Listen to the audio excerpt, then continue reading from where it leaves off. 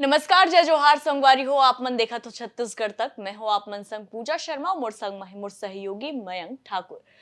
संगवारी हो, लोकसभा चुनाव ला लेकर हमर खास कार्यक्रम चुनाई चर्चा में आप जम्मो जन के स्वागत करत हूँ। जैसे कि आप मन टीवी स्क्रीन में देख पात हो, पीछू में लिखा है देश किसका, वे देश काखर होही अवैया 4 जून को पता चल जाही। और एखर बर अब आप मन ला ज्यादा इंतजार करे के जरूरत नहीं है। काफी लठिया गए हैं जिन 4 जून के तारीख है, महज कुछ दिन के वो इंतजार है। ओकर बाद आप मन ला पता चले जाही कि देश काखर होने वाला है। ए बीच लगातार छत्तीसगढ़ तक जो है हाँ लगा हर एक सीट के बारे में आप मतलब विश्लेषण करके बताते हैं। हम आप मतलब ये बताते हैं कि कौन सा सीट में काखर पड़ला भारी है, कौन ज्यादा मजबूत है और का इदारी बदलाव हो सकत है। तमाम विषय के बारे में जो आकलन जो आंकड़ा निकल के हमारे आगू में आवत है संगवारी हो, सबो बात से हमन आप मन ला अवगत करवातन। तो आज के कड़ी में हमन बात करबो 5 सीट के बारे में, जेमा 5 दिग्गज मन कमजोर है। अब आप मन सोचो कि अगर दिग्गज है कमजोर हो गए है तब फिर ए सीट के तो भैया भगवाने मालिक है। अब आप मन सोचो तो दिग्गज भला कमजोर कैसे हो सकते है। त संगवारी हो, ज्यादा दिन नहीं हो है तो आप मन भुलाए घलो नहीं हो कि विधानसभा चुनाव में टीएस बाबा कहत लगे सरगुजा के राजा अंबिकापुर जेखर गढ़ हरे तेन हा विधानसभा चुनाव में हार गए। त अगर अतका बड़ कांग्रेस के दिग्गज नेता उ बड़े चेहरा होए के बावजूद अगर सिंहदेव चुनाव में हार सकत है त एदारी कुछ भी हो सकत है। त कुछ ऐसे ही आंकड़ा निकल के सामने आए। 5 सीट है जेमा एदारी बीजेपी और कांग्रेस काखर दिग्गज मन जेन है तेन काफी कमजोर नजर आते हैं। हमन चर्चा करबो सीधे मैं आप मन को तिरुक करना चाहूँ मयंक की चुनाव हो गए हैं, उद्देश्य काखर होने वाला है। तेखरो बर अब उल्टी गिनती तो शुरू हो गए है। बहुत एकदम मतलब अब उंगली में दिन गिने जा सकत है। अगर कहन 1 तारीख को चुनाव तो खत्म हो जाए पूरा देश भर में, ओकर बाद से एग्जिट पोल घलो आना शुरू हो जाए।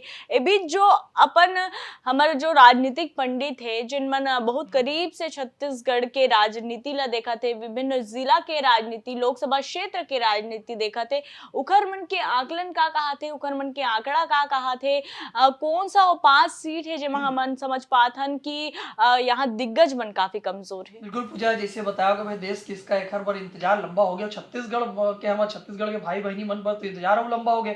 काबर के छत्तीसगढ़ में जो 11 लोकसभा सीट है, भले 11 लोकसभा सीट है, लेकिन अगर चुनाव जो है 3 चरण में है। पहला चरण के चुनाव तो भाई 2 महीना होता थे लगभग, कि भाई बस्तर में जब चुनाव हो रही तो वो ओला अब अभी नतीजा 1 तारीख ला मान लो तो लगभग 2 महीना होता थे, तो इंतजार और ज्यादा बड़ा थे। पहला चरण के बात करा था तो जैसे 5 दिग्गज के बात करा था नमन, तो 5 दिग्गज में सबसे पहली बात कर लेते हैं कवासी लखमा, जो दादी है भाई सबसे बड़ा लड़ैया है। और दादी जो है कभी चुनाव नहीं हारे है। अब बस्तर लोकसभा के सीट पर भी ये चर्चा होती है कि भाई दादी के भी एदारी पोजीशन है और उतना अच्छा नहीं चला थे। एदारी हो सकते हो, रिकॉर्ड गड़बड़ हो सकते हैं भाई, अभी तक तो चुनाव नहीं आ रहे है। जैसे तैसे विधानसभा चुनाव में बहुत कम अंतर से जीते रही वो एदारी।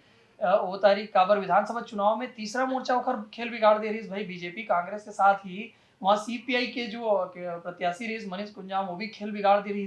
तो चुनाव में कुछ भी हो सकता है।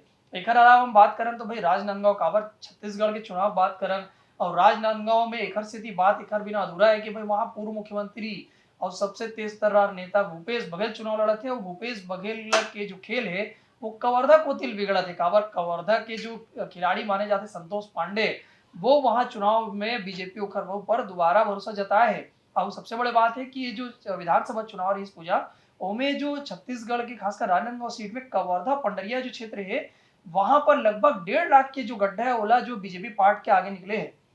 काबर पिछले चुनाव में मोहम्मद अकबर जो है वो लगभग 60,000 वोट से जीते रही, और 60,000 ओला पार्टी के अलावा विजय शर्मा जो है डिप्टी सीएम बनाए गए हैं, वो और 40,000 लगभग 1 लाख वोट से वो जीत के गड्ढल पार्ट के वहां पर पहुंचे हैं। तो कवर्धा पंडरिया वाले इलाका में हिंदुत्व वोट कार्ड के जो वोट है ओला जो है बीजेपी साधे पर बहुत है। चुनाव भी बहुत माथापच्ची करे है। हम देखे हैं कि राजनांदगांव क्षेत्र में लगातार गृह मंत्री के दौरा रही, और जो उत्तर प्रदेश के मुख्यमंत्री है योगी आदित्यनाथ, हिंदू ब्रांड के फायर ब्रांड नेता है, ओखर भी राजनांदगांव क्षेत्र में दौरा हुए, बड़े बड़े सभा कराए गए हैं।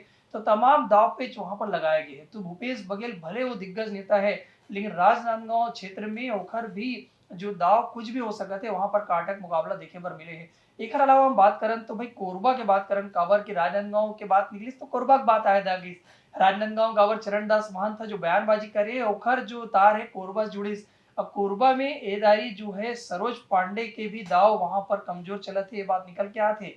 कहीं ना कहीं चरणदास महंत की प्रतिष्ठा वहां पर दाव तो लगे, कांवर ज्योत्सना महंत वहां चुनाव लड़ा थे, लेकिन सरोज पांडे भी वहां पर बाहरी प्रत्याशी के जो ओखर ऊपर कांग्रेस जो हमला बोले है, पूरा चुनाव प्रचार अभियान वोटिंग तक के वो ओखर आरोप से बाहर नहीं निकल पाई।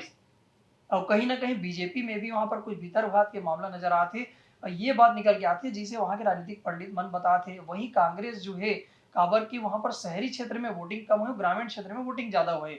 ग्रामीण क्षेत्र के वोट कौन ल जाते, वहां पर गोंडवाना गणतंत्र पार्टी जो है वो हमेशा खेला बिगाड़ते। ओखर वोट जब आते तब कहीं ना कहीं बीजेपी फायदा होते। गोंडवाना गणतंत्र पार्टी के जब वोट ज्यादा मिलते तो वो बीजेपी फायदा पहुंचाते। ओखर वोट है कहीं ना कहीं कांग्रेस के वोट है वो शिफ्ट होते, तो वहां पर जो है वहां पर मुकाबला फंसे हुए नजर आते। एक अलावा बात करते हैं भाई महासमुंद क्षेत्र के। महासमुंद क्षेत्र में जो है पूर्व गृह मंत्री ताम्रध्वज साहू ला कांग्रेस चुनाव लड़ाई पर भेजे है, लेकिन जो है महासमुंद क्षेत्र में बीजेपी है वहां जो चुन्नीलाल साहू है टिकट काटे है।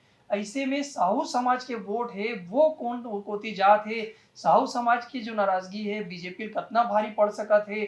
लगातार जो बीजेपी के तमाम नेता है साहू समाज ला साधत हुए नजर आते रही, हम देखे हैं। और तो महासमुंद में हम देखे हैं कि भाई ईश्वर साहू जो साहू समाज के प्रत्याशी है साजम जीत के आए, रविंद्र चौबे से दिग्गज मंत्री ला अभी दिग्गज नेता मन के हाथ के बात करत रहे, पूजा बताते रही कि भाई तिया सहीदेव हारे है, तो जो रविंद्र चौबे भी पटकनी दी से भाई ईश्वर साहू ला महासमुंद में एदारी बीजेपी हा ड्यूटी लगाए दे रही इस काबर के वहां साहू समाज के दिग्गज नेता ताम्रध्वज साहू वहां पर चुनाव लड़ते रही। तो कहीं ना कहीं एदारी चुनाव में कई दिग्गज मन खेल बिगाड़े थे पूजा।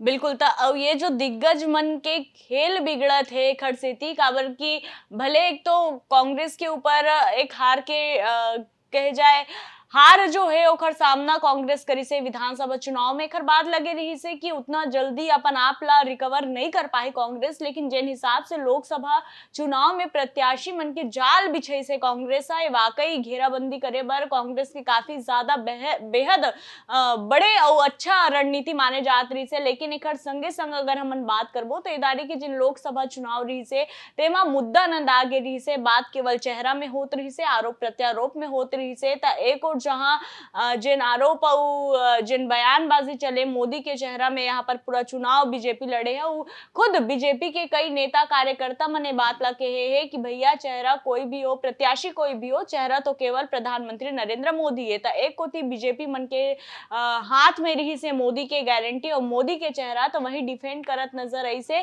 कांग्रेस तक कहीं ना कहीं जो दिग्गज मने होकर मुश्किल ए लिहाज से बढ़ जाते कि कहीं अगर मोदी लहर एक गांव फिर यहाँ पर देखे बर मिलिस तो ये जो दिग्गज नेता मन है तेखर मन के जो प्रतिष्ठा है वो थोड़ा सा जरूर डगमगा जाही। हालांकि अब ये तो 4 तारीख को पता चले जाही कि कौन सा दिग्गज एदारी चुनाव जीता थे और कौन सा दिग्गज एदारी हार के सामना करत है। तो ये रिपोर्ट में अतका ही संगवारी हो छत्तीसगढ़ से जुड़े इसे तमाम खबर से अपडेट रहे बर देखत रहो आप मन छत्तीसगढ़ तक। और मोला और मोर सहयोगी मयंक ला दो विदा। जय जोहार, नमस्कार।